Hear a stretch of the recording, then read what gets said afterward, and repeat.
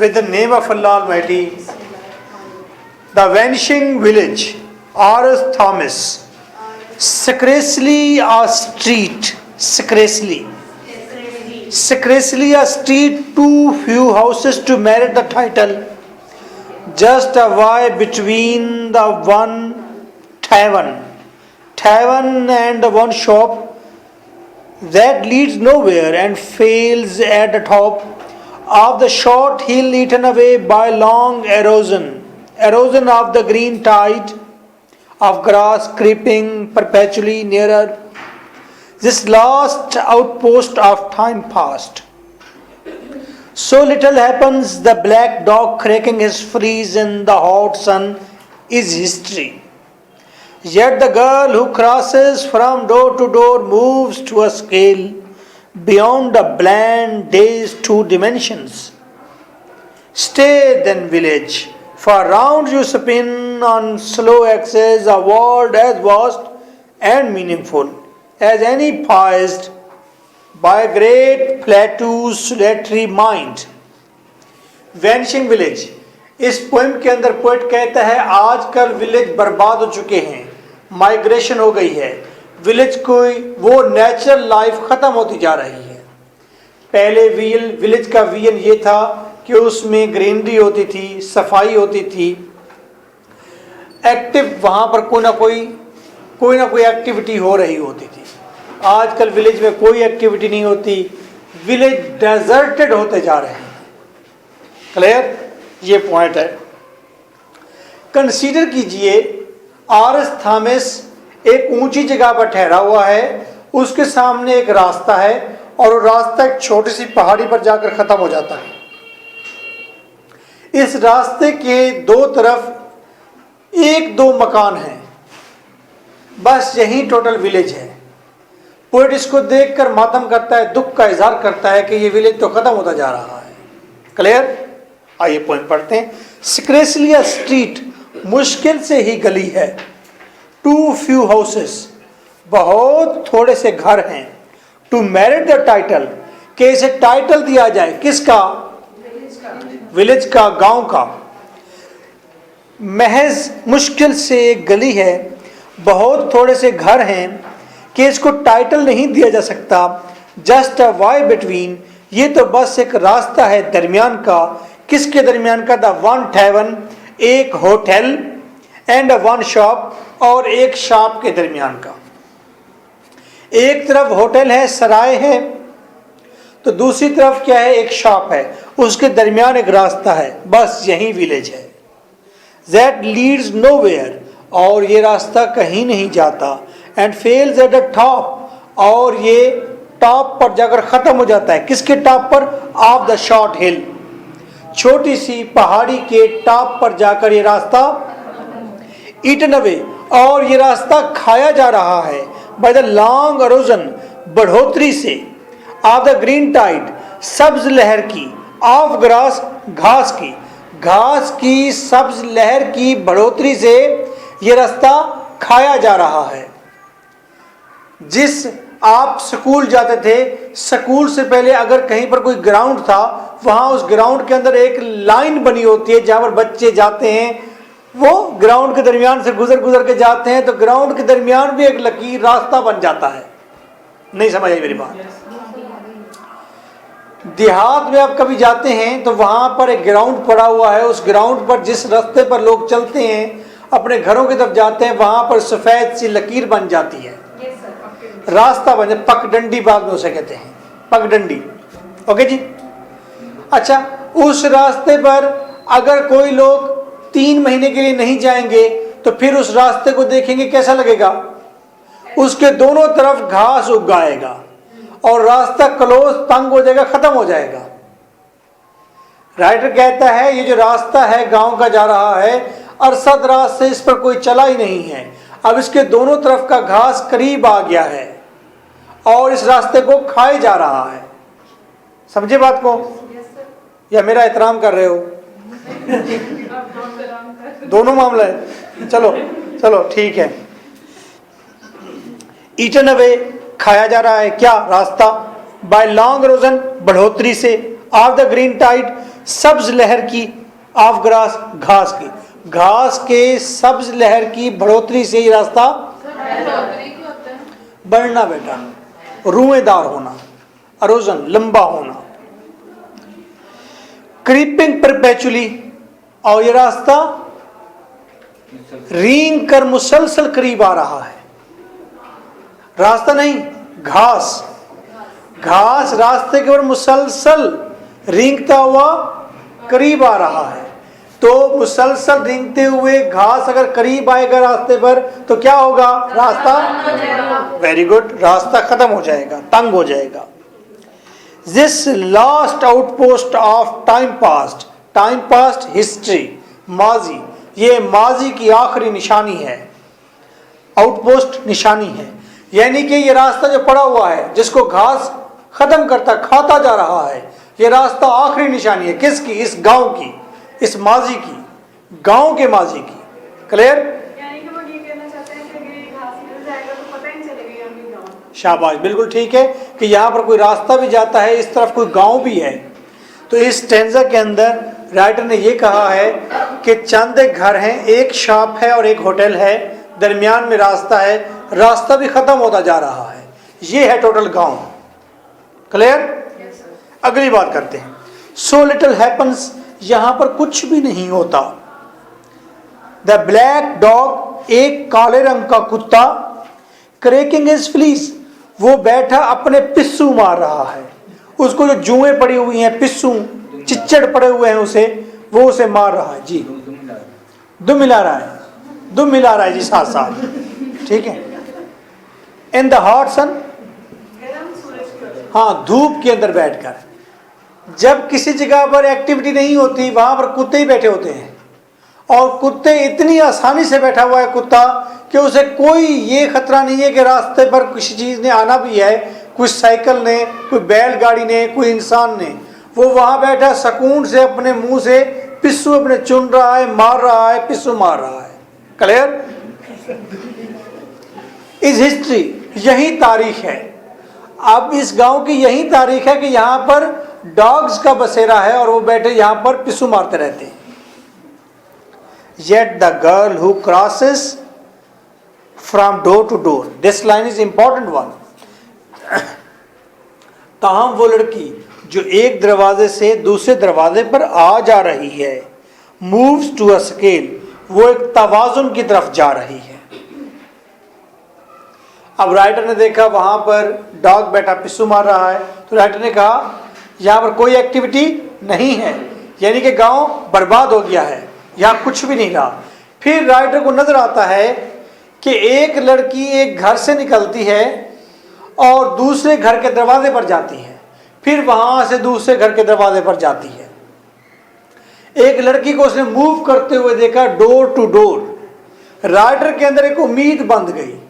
Writer ने कहा ये जो लड़की का आना जाना ये सिंबलाइज करता है कि इस गांव में दोबारा हलचल होगी, इस गांव में दोबारा बेहतरी आएगी, गांव दोबारा रिस्टोर हो जाएगा। वाई?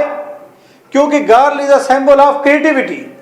वेमेन, लड़की, क्रिएटिविटी का सिंबल है, तख्लीक का सिंबल है, वो तख्लीक करती है। हम सारे किसी लड़की, किसी खातून ने हमें चुना है तो तख्लीक करती है वो। तो उसे जब देखा कि एक लड़की मूव कर रही है एक डोर से दूसरे डोर तक, तो उसको उम्मीद होगी कि यस, इस गांव में दोबारा बहाली, हरियाली आएगी, क्योंकि इसके अंदर क्रिएटिविटी मूवमेंट में है। क्लियर? शादी दूसरे गांव में हो गई थी। क्या बता, मैं शहर से विदेश शादी करती। कुत्ती थोड़ी एक बच्चे जन्नत है, वो उसका सिंबल लिया उसने कि चलो कोई औरत इधर घूम फिर रही है, चलो इधर दोबारा हरियाली होगी। हाँ, तो लाजमी उसने बच्चे जन्ने, उन्होंने नाचना है उस गांव में, ये लाजमी बात नहीं है। बस ये मूवमेंट देकर कहा है कि वहां पर कुछ ना कुछ होगा भाई, एक तख्लीक मूवमेंट में है, वहां पर सिंबल है। बड़े लंबे सोचते हैं भाई, हैं? क्योंकि शादी कहीं और हो जाएगी, गांव में हो जाएगी, बच्चे उसके मुर्दा पैदा हो गए तो फिर क्या होगा। तो बहुत कैसी कैसी बातें सोचते हैं आप। सर आप पहले खुद ही आइडियाज के लिए। बेटा मैं तो ये बात कह रहा, आप खुद कह रहे हैं कि हाँ जी वो बच्चे जनेगी तो किसी और गांव में जाकर जनेगी। मैंने तो इस बात पर कहा है कि ओहो, मैंने तो कहा है beyond the bland days to dimensions. Bland का मतलब खाली या साकिन। दिन की साकिन, साकिन दिन की टू डिमेंशन से परे। टू डिमेंशंस का मतलब है दिन और रात। भाई ये लाइन बड़ी पर्सनल है, मैं इसकी ट्रांसलेशन कर देता हूं, आप उसी को समझिए कि मैं ठीक कर रहा हूं। ओके, टू डिमेंशन का मतलब है दिन और रात, और उसने कहा ब्लैंड डेज, इसका मतलब साकिन दिन, यानी कि दिन भी खामोश है, रात भी खामोश है, कोई एक्टिविटी नहीं है। दिन रात वहां पर विदाउट एनी एक्टिविटी है, साकिन है। साकिन दिन रात से परे, बियॉन्ड से बालातर होकर उस लड़की की जो मूवमेंट है वो किसी तवाज़ुन की तरफ इशारा करती है।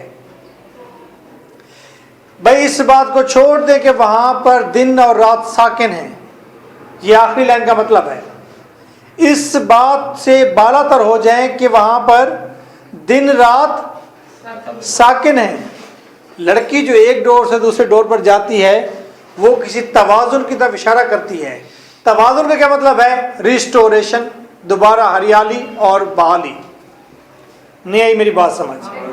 आ गई है?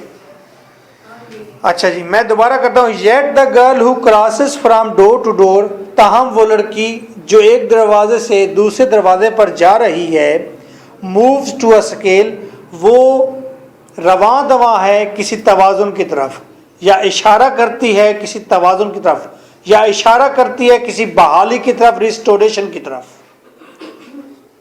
Beyond the bland days to dimensions, इससे बालातर होकर इस बात को भूल जाइए कि दिन और रात दोनों साकिन हैं, वहां खाली हैं, कुछ भी नहीं हो रहा। ओके भाई, एक कनाल का एक घर है, ठीक है। उस घर के अंदर हमने सेंटर में, एक कनाल के घर में सेंटर में हमने किला मार के एक कुत्ती बांध दी है, कुत्ती, ठीक है।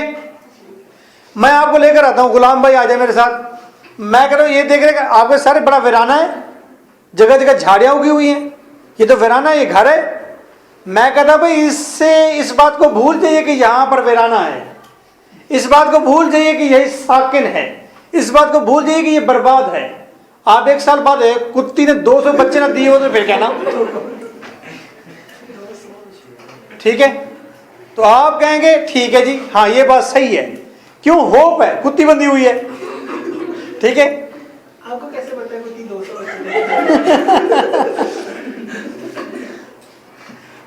ओके, स्टे देन, रुके रहो फिर, विलेज ऐ गांव, फॉर राउंड यू स्पिन, क्योंकि तुम्हारे गिर्द घूमती है। क्या? ऑन स्लो एक्सेस, ऐस्ता ऐस्ता, आ वर्ल्ड, एक दुनिया, एज वास्ट एंड मीनिंगफुल, जो कि बहुत वसी है और मैनी खेज है, यानी कि अहम है। कहते हैं आए गांव रुके रहना, क्योंकि तुम्हारे गिर्द एक दुनिया घूमती है जो कि मीनिंगफुल है, जो कि वसी व अरीज है। क्लियर जी? हमारा खाना पीना सब कहाँ से आता है? गांव से आता है। तो क्या तुमने कहा? कहते सच्ची चक्की से आता है। हमारा खाना पीना कहाँ से आता है? कहते सच्ची चक्की से आता है। अरे भाई गांव से आता है। एज एनी पाइज्ड, जैसे कोई तवाज़ुन हो, जैसा तवाज़ुन, by great Plato solitary mind, अजीम प्लेटू के तन्हा ज़हन ने सोचा था। अजीम प्लेटू के तन्हा ज़हन ने सोचा था। सीधी सी बात यह है, प्लेटू जो कि ग्रीक फिलासफर था, हज़रत ईसा अलैहिस्सलाम से वो 500 साल पहले आया था। उस्ताद था अरिस्टोटल का, शागिर्द था सोक्रेटिस का। क्लियर? ये जो एकेडमी जिसमें आप पढ़ रहे हैं, इसका नाम एकेडमी प्लेटू की एकेडमी से लिया गया है। प्लेटू जिस जगह बैठ के पढ़ाता था उस जगह को एकेडमी कहते थे, एकेडमिया कहते थे, एकेडमी भी कहते थे, तो ये नाम भी वहीं से ड्राइव हुआ है।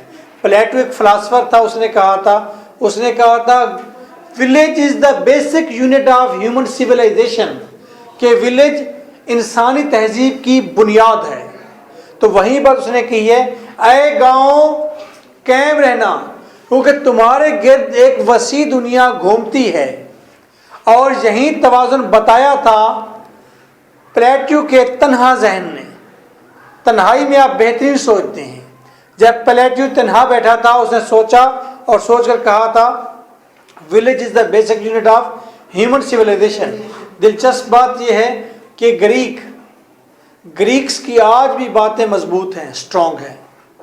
और प्लेटो वो शख्स है जिसके फॉलोअर आज भी क्लेम करते हैं कि दुनिया के तमाम रिलीजन, मज़हब, वो प्लेटो की पैदावार हैं। ये बातें जो आज क्रिश्चियन करते हैं कि ये बात, सारी बातें प्लेटो ने अपनी बुक्स में डिस्कस की हैं। जन्नत का कंसेप्ट उसने दिया, जहन्नम का कंसेप्ट प्लेटो ने दिया, बाद में गॉड्स का कंसेप्ट आया, तो बहुत सारी चीज़ें जी आ गई। तो प्लेटो से पूछा गया था, फिलासफर था, इसका उस्ताद बड़ा बागी किस्म का राइटर था सोक्रेटिस। प्लेटो से पूछा गया कि गॉड इज और नॉट, गॉड है या नहीं है, इसे पूछा गया। तो इसने कहा था there should be something to worship, कोई ना कोई चीज़ होनी चाहिए इबादत करने के लिए। ठीक है, नहीं समझे बात को, इंग्लिश वर्स खोले, उसमें समझाता हूँ। एक्सल नहीं होता, सेंटर। साइकिल में व्हील के अंदर एक्सल होता है, same like axis, centre.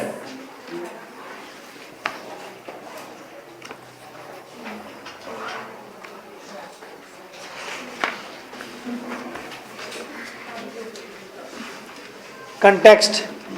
Azab. In this poem the poet is said.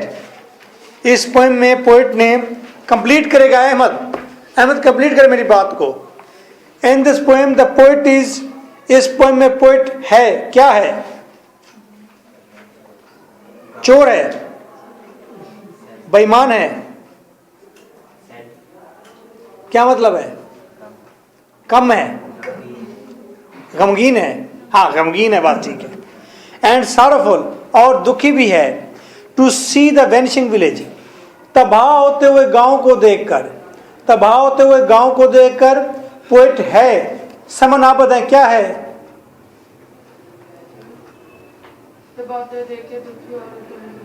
दुखी और गमगीन है।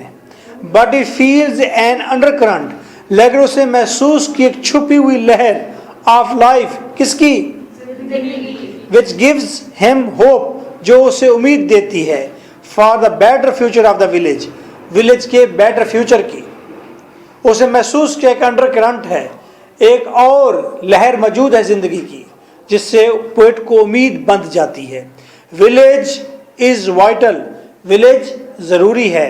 एज प्लेटो रिमार्क्स, जैसे कि प्लेटो ने कहा था, village is the basic unit of human civilisation, गांव बुनियादी हिस्सा है पूरी इंसानी तहजीब का।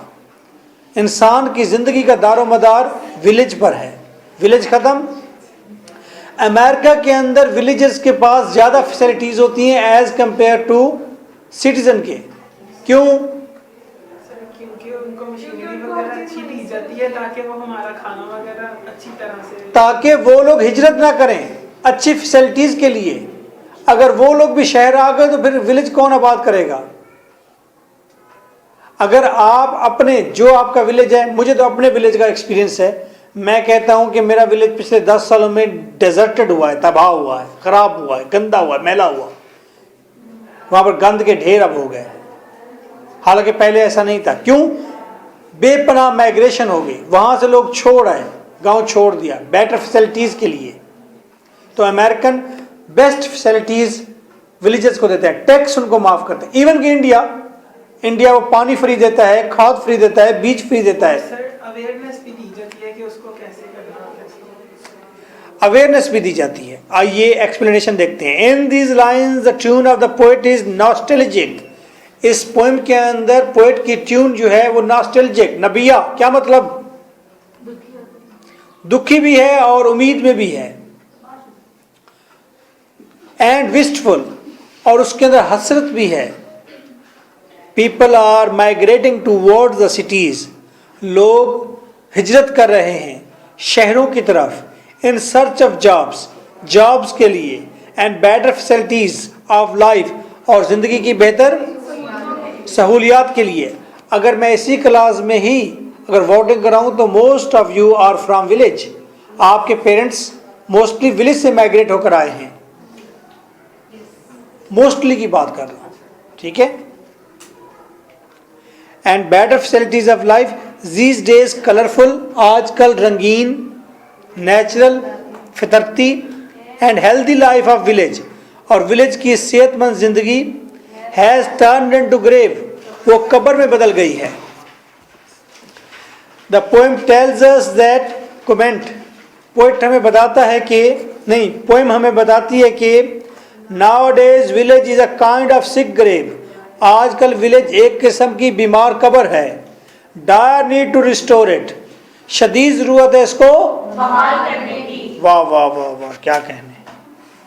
क्रिटिकल एप्रिसिएशन और तमाम सवालों का जवाब कुलवंजी आंसर, ठीक है। कुलवंजी क्या होती है, हर मर्ज का दवा होती है, ठीक है। आप भी क्या करें बेटा।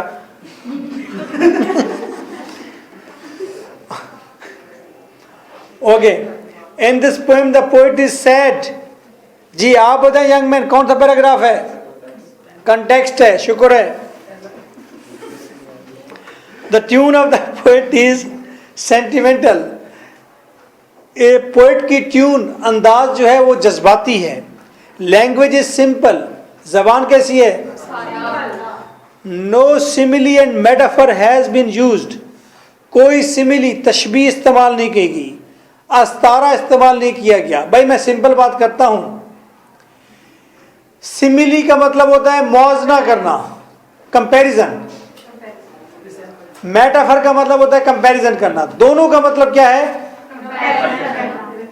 मैं कहता हूं डेविस शेर जैसा है तो ये सिमिली है।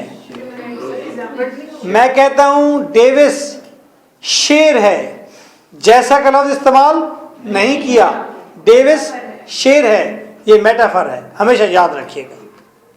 सिमिली शेर जैसा है, मेटाफर शेर है।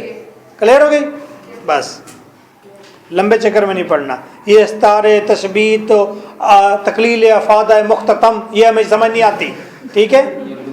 हाँ, ये बलाएं हमें समझ नहीं आती, हमें सीधी बात समझ आती है। हाँ, has been used to express the feelings, कोई सिमिली कोई मेटाफर इस्तेमाल नहीं किया गया फीलिंग्स को एक्सप्रेस करने के लिए, and observations of the poet, और पोएट की ऑब्जर्वेशन के लिए, उसका जो तज्जिया था। इन this poem the reference of deserted houses, इस पोएम में डेजर्टेड हाउसेस तबाहशुदा घरों का हवाला है। इन गल्फिंग वे, इसके अंदर खाए जाने वाले रास्ते का हवाला है। एंड सिक डॉग, और इसमें बीमार लड़की का हवाला है। कुत्ते का, अच्छा कुत्ता है जी, कुत्ते का, ओके। सिक डॉग और बीमार, मेक अस सैड, और ये चीज हमें क्या कर देती है, उदास। एंड ग्लोमी, और तारीख कर देती है। At the hard luck of the village, village की हाँ बदकिस्मती पर। But a girl is seen moving from door to door, लेकिन वो जो लड़की एक दरवाजे से दूसरे दरवाजे पर जा रही है, शी इज नॉट स्टेटिक, वो साकिन नहीं है। And that is a powerful symbol of good future, ये जबरदस्त सिंबल है अच्छे फ्यूचर का। फ्रॉम पोल टू पोल, शुमाल से जनूब तक, मशरक से मगरिब तक, ठीक है। इन this poem the tune of the poet is nostalgic and wistful. बताएंगी मुझे आमना, कौन सा पैराग्राफ है, एक्सप्लेनेशन है। इससे पहले निशान लगाए होते हैं कि ये एक्सप्लेनेशन है। ओके, सुनाइए सब। पूछें। ये दुखी उम्मीद दुखी और पूर्ण उम्मीद है नॉस्टैल्जिया, लेकिन वो हमने उसमें वर्ड की वजह थी उसमें पढ़ा था नॉस्टैल्जिया। वही सेम है। वो तो है कि मतलब कि पुरानी यादें मतलब कि याद करना। पुरानी यादें ऐसी ही होती हैं। पूर्ण उम्मीद लिखा हुआ है यहाँ पे। हाँ, पुरानी यादें भी ऐसी होती है, उससे दुख भी होता है और उससे कोई ना कोई उम्मीद की किरण भी फूटती है।